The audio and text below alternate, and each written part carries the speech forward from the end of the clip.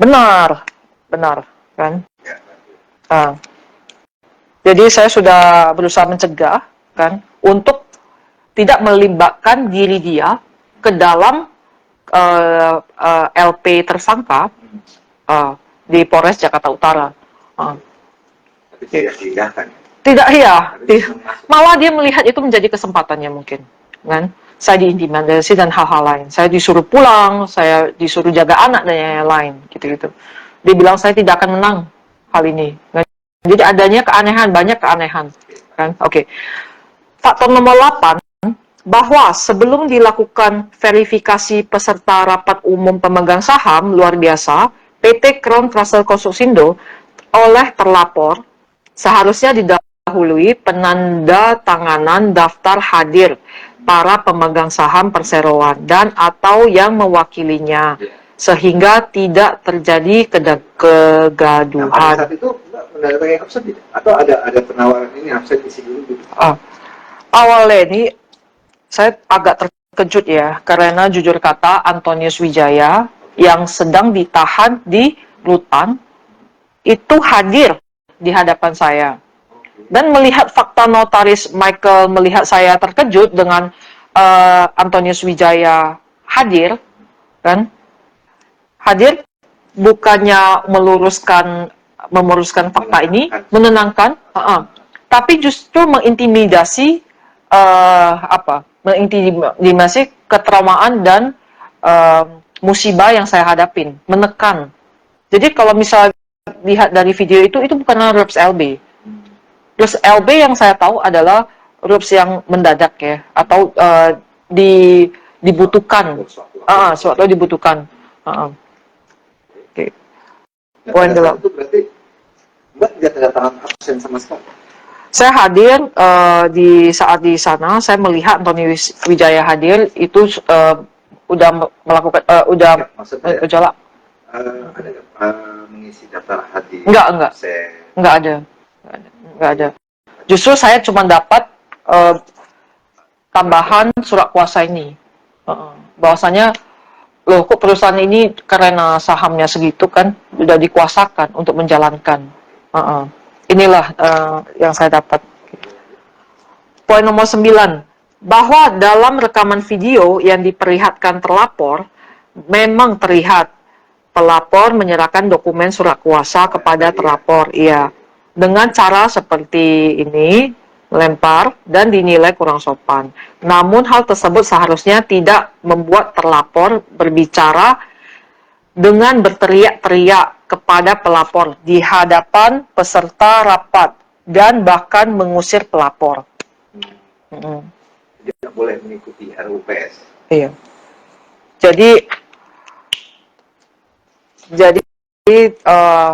notaris Michael dia memberikan kesaksian bahwasanya dinilainya saya kurang sopan mungkin ya, tapi namun di sini faktanya notaris Michael berbicara dengan berteriak-teriak kepada pelapor. Saya korban loh. Saya lagi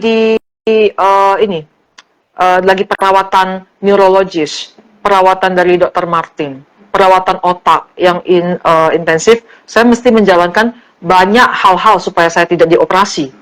Kan? Saya memberikan fakta-fakta bahwasanya saya itu sedang kesulitan. Tapi bukan berarti saya tidak bisa memimpin sebagai komisaris utama. Kan? Malah notaris Michael berbicara dengan berteriak-teriak dari rekaman video yang diperlihatkan. Bahwa dalam rekaman video yang diperlihatkan notaris Michael, kan? Jadi notaris Michael juga ada rekaman video yang sebagai alat buktinya.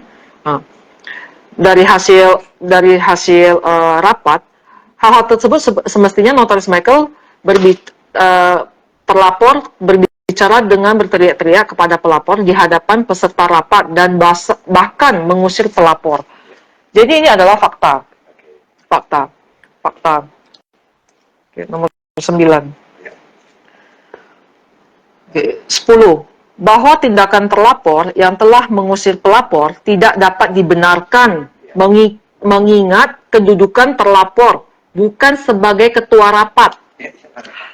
Ya, puji Tuhan, ya, fakta-fakta ini telah terbongkar. Ya, saya sangat kesusahan, puji Tuhan, majelis-majelis kehormatan bisa melihat fakta-fakta ini, kan? Semoga kesalahan-kesalahan yang terjadi itu bisa diluruskan.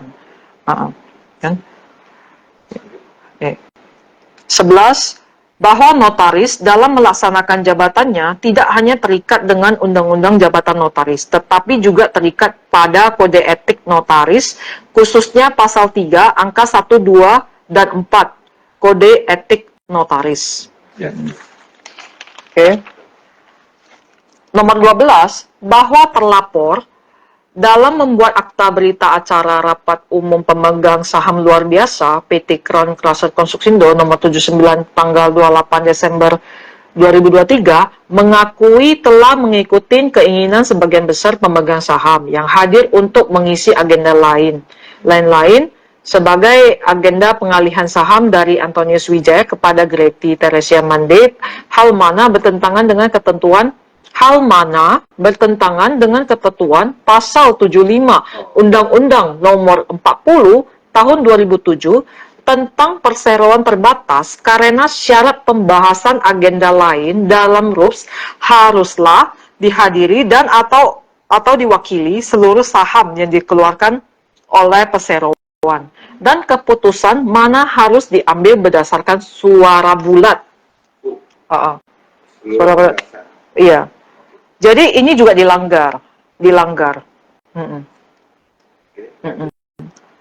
Jadi hal-hal lain seolah-olah itu melihat saya diusir, memanuver, mengambil kepentingan, kesempatan, sampai dibubukannya lah akta otentik ini, pembaharuannya. Oke. Benar. Jadi para majelis juga melihat adanya ini pelanggaran di posisi ini. Oke.